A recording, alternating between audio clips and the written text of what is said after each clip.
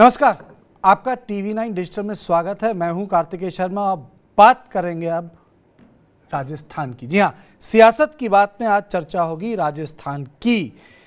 राजस्थान में क्राइसिस हुआ आज, और क्राइसिस सुबह 11 बजे शुरू हो गया। सचिन पायलट सुबह सुबह अनशन पर पहुंच गए। सचिन पायलट ने पूर्व सीएम वसुंधरा सरकार के कार्यकाल में हुए घोटालों में कार्रवाई को लेकर खूब सारे सवाल उठाए। इसको लेकर कांग्रेस में भी खलबली मच गई। 2 दिन पहले सचिन पायलट ने प्रेस कॉन्फ्रेंस की थी, धमकाया था, कहा था कि मुख्यमंत्री अशोक गहलोत वसुंधरा राजे सिंधिया के खिलाफ कार्रवाई नहीं कर रहे हैं। वो अनशन में गांधी जी की तस्वीर के साथ बैठे। कई बार गहलोत और कांग्रेस आलाकमान ने उन्हें मनाने की कोशिश की, माने नहीं। वहीं राजस्थान के जो प्रभारी हैं सुखजिंदर रंधावा, उनका एक लेटर सामने आ गया। ये 10 अप्रैल का लेटर है, इसी साल का। उसमें लिखा है कि श्री सचिन पायलट का कल दिन भर का अनशन पार्टी के हितों के खिलाफ है, पार्टी विरोधी गतिविधि है। अगर अपनी ही सरकार के साथ उनकी कोई समस्या है तो मीडिया और जनता के बजाय पार्टी के प्लेटफॉर्म पर चर्चा की जा सकती है। मैं पिछले 5 महीनों से AICC का प्रभारी हूं, लेकिन पायलट जी ने इस मुद्दे पर कभी भी मुझसे चर्चा नहीं की। मैं उनके साथ संपर्क में हूँ और अभी भी उनसे शांतिपूर्ण ढंग से बातचीत की अपील कर रहा हूँ, क्योंकि वो निर्विवाद रूप से कांग्रेस पार्टी के एक मजबूत स्तंभ है। तो चिट्ठी वर्सेस चिट्ठी, एक चिट्ठी सचिन पायलट की मेल जो दिखा रहे हैं पिछले साल पहले लिखी गई, एक है सुखजिंदर सिंह रंधावा की जो प्रभारी हैं राजस्थान के।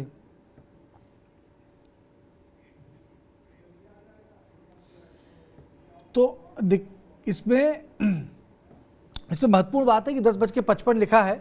कहने का मतलब है कि तारीख को वो मेंटेन करना चाह रहे थे, महत्वपूर्ण बात यह नहीं है। महत्वपूर्ण बात यह कि 11 बजे अनशन पे वो बैठ गए। अनशन हुआ, उन्होंने बात किसी की नहीं मानी। मेरे साथ इस वक्त हमारे पॉलिटिकल एडिटर ब्रिजेश पांडे हैं, हमारे एग्जीक्यूटिव एडिटर पंकज कुमार हैं। अब पंकज, ये राजस्थान में इतनी लिबर्टी सचिन पायलट क्यों ले रहे हैं? देखिए, वो कहते हैं ना कि मरता क्या नहीं करता। आप पिछले कुछ सालों से देख लें, खास तौर पर जब उन्होंने पहली बार बगावत की थी और कांग्रेस के शीर्ष नेतृत्व के कहने पर वो वापस पार्टी में आ गए, लेकिन उनको मिला क्या? माया मिली न राम।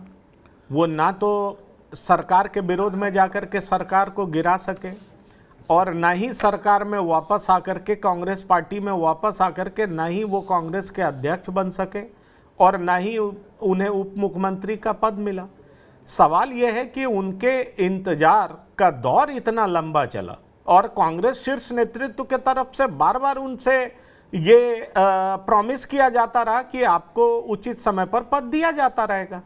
अब चूंकि कांग्रेस के तरफ से यह फैसला किया जा चुका है कि गहलोत के नेतृत्व में ही चुनाव लड़ा जाएगा, तो अब सवाल उठता है कि आखिरकार सचिन पायलट का रेलेवेंस पार्टी में रह क्या जाएगा। मुझे लगता है कि अपने रेलेवेंस को ढूंढने के लिए, और ये उचित समय है क्योंकि अशोक गहलोत ने चुनाव से ठीक 8 महीने पहले कुछ ऐसा दांव चला है जिसमें राइट टू हेल्थ एक ऐसा बिल है जो आम लोगों को बहुत अपील कर रहा है। तो कुछ ऐसे दांव जिससे आम आदमी सीधे कनेक्ट हो सकते हैं, अशोक गहलोत का उसका फायदा मिल सकता है। मुझे लगता है सचिन पायलट को ये ऐसा मुफीद मौका नजर आया जिसमें वो सीधे कांग्रेस के नेता अशोक गहलोत को टारगेट कर सकें और इसके जरिए वो सीधा मैसेज सेंट्रल हाई कमान को दे सकें कि अगर अब आप कुछ नहीं करेंगे तो मेरे पास तमाम विकल्प खुले हैं। देखिए, एक तरफ उन्होंने अपनी पार्टी के खिलाफ ही धरना शुरू कर दिया आज सुबह, लेकिन दूसरी तरफ विपक्ष के उस नेता को टारगेट कर रहे हैं जो बीजेपी के शीर्ष नेतृत्व को पसंद नहीं है। तो मुझे ऐसा दिखाई पड़ रहा है साफ, क्योंकि मैंने कल भी कहा था कि कहते ना कि एक तीर से कई निशाना साधना, मतलब अपनी पार्टी के अंदर शीर्ष नेतृत्व को बता देना कि अब वो संग्राम के राह पर आगे बढ़ रहे हैं, और दूसरा वो कि अगर इनकी बात नहीं मानी गई तो बीजेपी में भी अपने रास्ते खोल रहे हैं। तीसरी बात ये कि आम आदमी पार्टी जो हर जगह कांग्रेस के कांग्रेस द्वारा जो खाली स्पेस होता है जहां कांग्रेस सिकुड़ती है वहां आम आदमी पार्टी फैलने की कोशिश करती है। हाल के समय में हमने गुजरात में देखा 12% वोट वो आम आदमी पार्टी कैसे पाई है। आज हम देख रहे हैं कि उनके धरने के बाद आम आदमी पार्टी के नेता उनके समर्थन में बोल रहे हैं, हालांकि ओवैसी का भी समर्थन मिला है। तो जाहिर तौर पर कांग्रेस जितनी आगे बढ़ना चाहती है कि वो फिर से सत्ता में वापसी कर सके, मुझे लगता है कि ये पायलट का अंतिम दाव है जिससे गहलोत से वो अपना स्कोर सेटल कर सकें और अपने आप को ठीक से रीइंस्टेट करने की कोशिश कर सकें। ये कैसा अंतिम दाव है जिसपे आपकी क्रेडिबिलिटी खराब हो जाए? इन्होंने जो पिछली बार फैसला लिया था ब्रजेश, जिसमें वो पहले तो उन्होंने पार्टी तोड़ने की धमकी दी, जब तोड़ नहीं पाए तो वो वापस आ गए। ना पार्टी में क्रेडिबिलिटी बची ना बाहर बची, पार्टी ने उनके अकोमोडेट नहीं किया। ये फिर वही काम कर रहे हैं। देखिए, एक चीज़ स्पष्ट हो गई, पिछली बार के बाद अशोक गहलोत को हटाने की बात चली और जो खुला विद्रोह हो गया, उसमें एक चीज़ स्पष्ट हो गई कि संख्या बल पूरी तरह से अशोक गहलोत के पास है और उसी से क्लियर हो गया। जिस तरह का मैसेज रंधावा का था उससे स्पष्ट होता है कि पार्टी अब अशोक गहलोत की ही राह पे चलेगी और सचिन पायलट को वो बियॉन्ड अ पॉइंट अकोमोडेट करने को अब तैयार नहीं, क्योंकि उन्हें समझ में आ गया चुनाव यदि सचिन पायलट के नेतृत्व में लड़ा जाएगा तो ये अशोक गहलोत ये इंश्योर कर लेंगे कि पार्टी की न केवल हार हो बल्कि बहुत बुरी तरह से हार हो। और तो मतलब आंकड़ों का गणित सबके सामने क्लियर हो गया। सचिन पायलट के पास आज की डेट में या इंतजार करने के अलावा और या अपनी इंडिविजुअल पार्टी बनाने के अलावा अब कोई और विकल्प नहीं है। मुझे लगता है बेस्ट तरीका यही होगा कि पार्टी में रहें, इंतजार करें, अपने वक्त का इंतजार करें। इसके अलावा सचिन पायलट के पास कोई बहुत ज़्यादा ऑप्शन नहीं है, क्योंकि बीजेपी जो उनका पहला ऑप्शन हो सकता था, वहाँ पे वसुंधरा सबसे पावरफुल नेता है जिसके खिलाफ, जिसके कार्यकाल के हुए भ्रष्टाचार के खिलाफ आज सचिन पायलट अनशन पे बैठे हैं। लेकिन उनके पास कोई ऑप्शन बचा है, उनको लेगा कौन? कोई नहीं लेगा। मैं कहता रहा हूँ ना, यदि बीजेपी आज के अनशन से खुश बहुत होगी, क्योंकि बीजेपी के आला कमान और वसुंधरा राजे के बीच में फ्रिक्शन को लेके सबके दिमाग में क्लैरिटी है। तो जिस तरह से वसुंधरा सरकार में वो भ्रष्टाचार के खिलाफ अनशन कर रहे हैं, उससे वो एक तीर से दो शिकार कर रहे हैं कि अशोक गहलोत पे भी निशाना है और वसुंधरा राजे पे भी निशाना है। इसीलिए आपने देखा आज भारतीय जनता पार्टी के बहुत सारे नेता, स्पेशली जो राजस्थान से हैं, वो सचिन पायलट को सबसे बड़ा नेता बताने में और उनकी शान में कसीदे पढ़ने में कोई पीछे नहीं हट रहा है, क्योंकि उन्हें पता है कि दोनों एंगल से फायदा उन्हीं को होना है। लेकिन मुझे नहीं लगता कि राजस्थान में जब तक वसुंधरा राजे हैं और जब तक वसुंधरा राजे का इतना ज़बरदस्त स्ट्रैंगल होल्ड है पार्टी के लीडरशिप के ऊपर, काडर के ऊपर, सचिन पायलट की वो स्थिति बिल्कुल नहीं होगी जो ज्योतिरादित्य सिंधिया की हुई थी मध्य प्रदेश। पता नहीं कौन सा एंगल सोच रहे हैं सचिन पायलट, क्योंकि मुझे लगता है कि किसी भी एंगल से उनको फायदा नहीं होगा। पंकज आप बोलिए, उसके बाद हमारे पास प्रवक्ता भी जुड़ गए हैं। नहीं, मुझे लगता है कि कई बार क्या होता है, आपकी जीत हो ना हो, लेकिन आप जिसको हराना चाहते हैं आप उसको हरा देते हैं, तो आप अपनी ताकत का इजहार करा देते हैं, अपनी ताकत का प्रदर्शन कर देते हैं। मुझे लगता है कि अगर अशोक गहलोत को वो हराने में कामयाब होंगे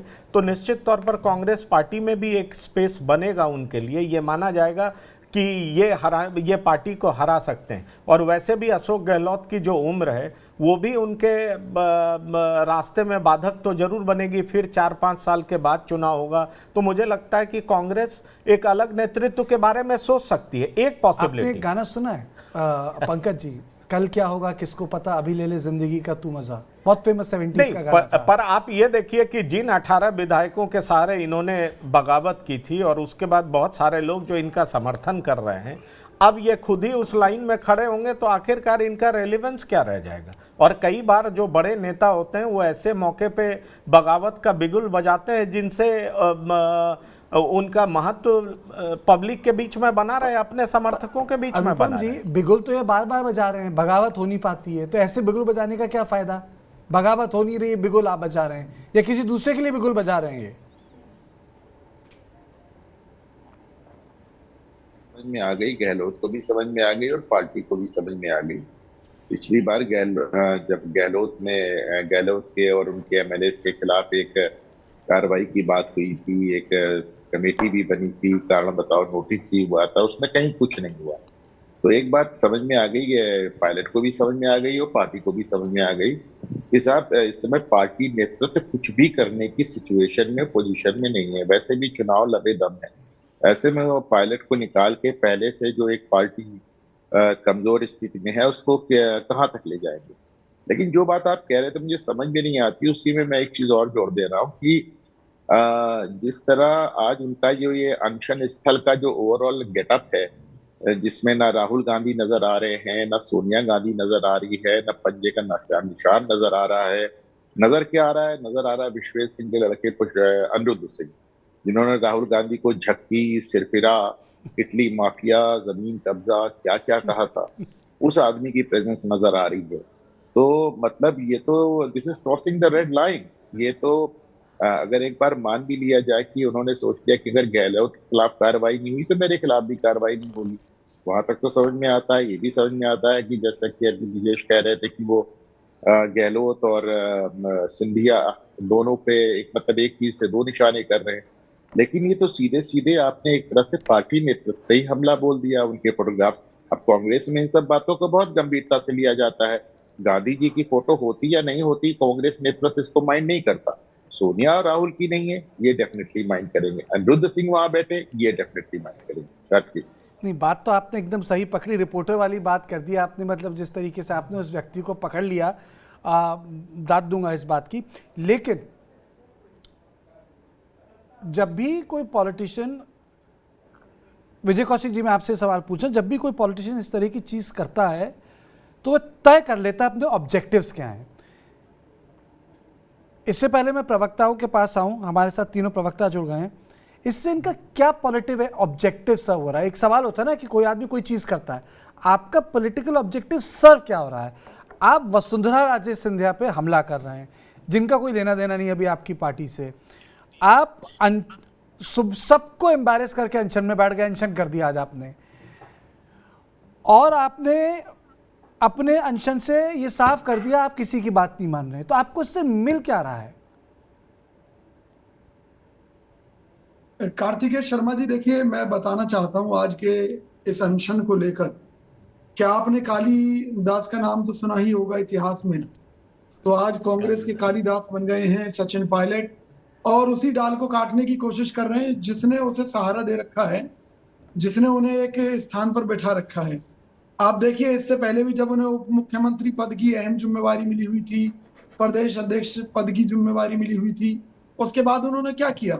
भाजपा के झांसे में आकर सरकार को गिराने की कोशिश की, सरकार को गिराने की कोशिश की, और उसमें गहलोत सरकार को बचाने में कामयाब हो गए। और कांग्रेस के प्रति वफादारी भी अपना गहलोत जी ने साबित की। तो उन परिस्थितियों में मुख्यमंत्री बनने का हकदार कौन था? हमने कांग्रेस पार्टी की तरफ से मिस्टर सचिन पायलट को बार बार समझाया कि भाई आप मुख्यमंत्री बनना चाहते हैं, बहुत अच्छी बात है, लेकिन आप ये बताइए आपके साथ विधायक कितने हैं? भाई एक व्यक्ति के साथ 20 विधायक हैं, एक व्यक्ति के पास में 100 से ज्यादा विधायक हैं। तो जिसके साथ 100 से ज्यादा विधायक हैं उसे मुख्यमंत्री बनाएगी कांग्रेस पार्टी, या 20 विधायक वाले को? तो लेकिन सचिन पायलट जी ने नहीं समझी, अपनी राजनीतिक महत्वाकांक्षाओं की पूर्ति के लिए भाजपा से हाथ मिला लिया, और जब सरकार गिराने में असफल हो गए तो मजबूरी में कांग्रेस पार्टी के साथ जुड़े रहना उनकी मजबूरी थी। लेकिन फिर भी हमने उन्हें गले लगाया, हमने उन्हें बताया कि भाई आप इंतजार कीजिए, समय आएगा तो निश्चित तौर पर आपको स्थान देंगे।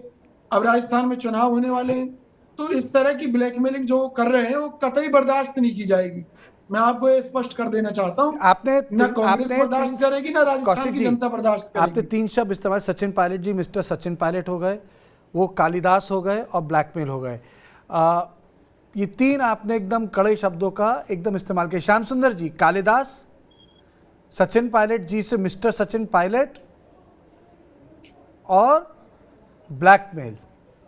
ऐसा लग रहा है कि उनके खिलाफ चिट्ठी तैयार हो चुकी है, क्योंकि ये मैं नहीं, कांग्रेस के प्रवक्ता ने कहा है। देखिए कार्तिकेय जी, विजय कौशिक जी क्या किसके कहने पे बोल रहे मुझे नहीं पता, लेकिन कल तक ये भी सचिन पायलट को नेता मानते थे और कहते थे कि हमारी 2 एसेट्स हैं राजस्थान में, अशोक गहलोत और सचिन पायलट। पार्टी के खिलाफ तो धरना नहीं दिया है, क्योंकि पूर्व मुख्यमंत्री के खिलाफ भ्रष्टाचार के मामलों की जांच कराने के लिए बैठे हों। और देखिएगा कि मैं तो विधानसभा का सत्र देखा हुआ है, विधानसभा में आरोप लगाने चाहिए थे, वहां नहीं लगाए। ये बात तो सही है, जहां पर विधायक है आप लगा सकते थे, नहीं लगाए। आप बाहर लगाते हैं आरोप, लगाना चाहिए। लेकिन देखिए जो स्थिति बन रही है, पहली कैबिनेट जब हुई थी, जब सचिन पायलट उप मुख्यमंत्री थे, जन आधार घोषणा पत्र था, जन घोषणा पत्र, उसको सरकारी दस्तावेज के अंदर कन्वर्ट किया था अशोक गहलोत ने, और ये कहा था कि ये सरकारी दस्तावेज है। उस दस्तावेज में वो चीज शामिल थी कि हम पूर्व मुख्यमंत्री के कारनामों की जांच कराएंगे, बहुत सारी चीजें थी। वो जांच नहीं हुई, 2 पत्र भी लिखे मुख्यमंत्री जी को, उस पत्रों का क्या हुआ पता नहीं पड़ रहा। अब देखिए सोनिया गांधी के माध्यम से जो बातचीत हुई थी, अब उसका फैसला इनको निश्चित रूप से अभी तक नहीं मिला। धैर्य रखने की जरूरत थी। अब क्योंकि जिस तरह की स्थितियां राजस्थान में बन रही है, बार बार मुख्यमंत्री जी जिस प्रकार का जो कह रहे, अब आप बार बार कह रहे हैं कि मुख्यमंत्री जी कांग्रेस के विधायकों के सारे सरकार नहीं चला रहे, वो उनके सारे चला रहे हैं जो कि कांग्रेस के खिलाफ चुनाव लड़के जीत के आए थे। मैं कह सकता हूं कि हाँ सरकार चला रहे हैं वो, लेकिन कांग्रेस के भरोसे नहीं चल रही है। तो अब देखिए जिस प्रकार की स्थिति जो सचिन पायलट के साथ खड़ी की, और जो सचिन पायलट को कहे कि रंधावा जी बार बार हमारे राजस्थान आते हैं, आप देखिए करे 5 महीने से मैं हूँ, मुख्यमंत्री जी के निवास पे जाकर के वो चाय नाश्ता भी करते हैं और शारीरिक रूप से करते हैं कि मैं उनके जा रहा हूँ, मिल रहा हूँ। मैंने आज तक एक फोटो भी नहीं देखी कि रंधावा जी सचिन पायलट के साथ मिलकर के चाय पी और बैठ करके उजागर किया हो कि मैं उनके साथ गया हूँ और बातचीत हुई हो।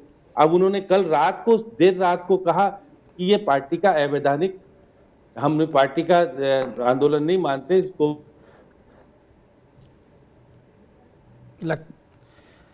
लगता है कनेक्शन टूट गया है। बात खैर उन्होंने भी एक अच्छी बात बोली, उन्होंने कहा कि अगर इनको इतने सारे आरोप लगाने थे तो विधानसभा के अंदर लगाते, विधानसभा के अंदर आरोप नहीं लगाए बाहर। और जो आरोप वो लगा रहे हैं वो अपनी पार्टी के नेताओं को लेकर नहीं, उनके कामकाज के तरीकों को लेकर वो प्रोटेस्ट कर रहे हैं। हमारे साथ इस वक्त भारतीय जनता पार्टी के प्रवक्ता रामलाल शर्मा जी भी हैं और हमारे साथ आम आदमी के प्रवक्ता अमित जी भी जुड़ गए हैं। तो पहले मैं जाऊंगा रामलाल शर्मा जी के पास। आपकी पार्टी की नेत्री को लेके कांग्रेस में धमाल मचा हुआ है, क्यों? देखिए ये स्पष्ट है और हर राजनीतिक क्षेत्र में जरा सी भी अगर कोई सोच समझ रखता है तो वो समझ सकता है कि आखिरकार राजस्थानी के अंदर एक कहावत है कि दर्द कहां पर और डाली कहां पर। इसका अर्थ है कि पीड़ा कहां है और इसका इलाज कौन कर रहा है। वास्तविकता के अंदर सचिन पायलट के अंतर्कलह पार्टी के अंदर है, उनकी नाराजगी पार्टी के अंदर है, उन्हें मुख्यमंत्री अपनी पार्टी के अंदर बनना है, उनकी पार्टी उनके ऊपर फैसला नहीं कर रही, ये पीड़ा और दर्द उनका है। लेकिन वो निशाना सिर्फ इसलिए साध रहे हैं कि मैं डायरेक्ट अगर पार्टी का विरोध करूंगा तो पार्टी मेरे खिलाफ अनुशासनात्मक कार्रवाई करके मुझे बाहर का रास्ता दिखा देगी। इसलिए बोलने के लिए, कहने के लिए ये कि साहब मेरा विरोध और मेरी नाराजगी तो उन मुद्दों के ऊपर थी जिन मुद्दों का जिक्र चुनाव के अंदर भी किया और जिन मुद्दों का जिक्र आपके एजेंडे के अंदर भी किया गया था।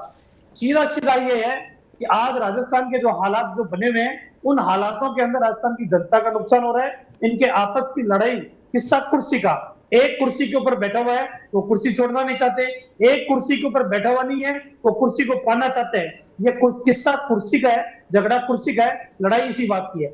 अब मैं दूसरी बात कह रहा हूं कि आखिरकार सचिन पायलट और अशोक गहलोत के बीच में थोड़ा सा इतिहास के अंदर हम जाए। 1998 के चुनाव होते हैं, 156 सीटें लेकर अशोक गहलोत जी मुख्यमंत्री बनते हैं। 5 साल शासन करने के बाद जहां नंबर 1 मुख्यमंत्री देश के बनते हैं, राजस्थान की जनता उनको 56 सीटें देकर 100 सीटें गायब करती है। 2008 के अंदर मुख्यमंत्री बनते हैं, जब 2013 में जाते हैं तो सिर्फ 21 सीटें रह जाती है। तो ये कहना कि मुख्यमंत्री जी का जादू राजस्थान के अंदर है और जनता उसको स्वीकार करती है। हाँ, एक बात जरूर है कि राजस्थान के मुख्यमंत्री मैनेजमेंट के माहिर है, किसको कहां से चुनाव लड़ाए, किसको इंडिपेंडेंट कहां से निकाल के लाए, वो मुझे बाहर से समर्थन कैसे दे सकता है, इसके अंदर वो माहिर है और इसी तरीके की राजनीति करके तीसरी बार मुख्यमंत्री बने। ये बात जरूर है, हम स्वीकार करते हैं। 2008 के अंदर हमारी सरकार गई तो गुर्जर समाज की नाराजगी की वजह से गई कि साहब हमारे आंदोलन के अंदर आपने बेहतर मारे इसलिए हम वोट नहीं देंगे। और 2018 के अंदर हमारी सरकार गई तो वो भी गुर्जर समाज के उन भावनाओं के मुद्दों के आधार के ऊपर कि हमारा व्यक्ति मुख्यमंत्री बनेगा, इस आधार के ऊपर उन्होंने वोट नहीं दिए। इसलिए ये कहना कि सिर्फ मुख्यमंत्री अशोक गहलोत जी की जादुई की वजह से सरकार सत्ता के अंदर आई है, मैं इसको सिरे से खारिज करता हूं। इसलिए सचिन पायलट की जो वैसे रामलाल जी, आपके पार्टी के तो वरिष्ठ नेता बहुत खुश होंगे क्योंकि आपका जो एक बड़ा धड़ा है दिल्ली में, वो तो वसुंधरा जी को पसंद नहीं करता। ये तो आप ही का काम कर रहे हैं सचिन पायलट। देखिए, भारतीय जनता पार्टी सिर्फ विश्वास करती है अपने कैडर के ऊपर, अपने कार्यकर्ताओं के ऊपर। दूसरी पार्टी की अंतर्कलह, दूसरी पार्टी का विरोधाभास, दूसरी पार्टी के नेताओं के आपसी झगड़े, इसके आधार पर पार्टी को लाभ मिलेगा नहीं मिलेगा, ये तो सब भविष्य के गर्भ में है।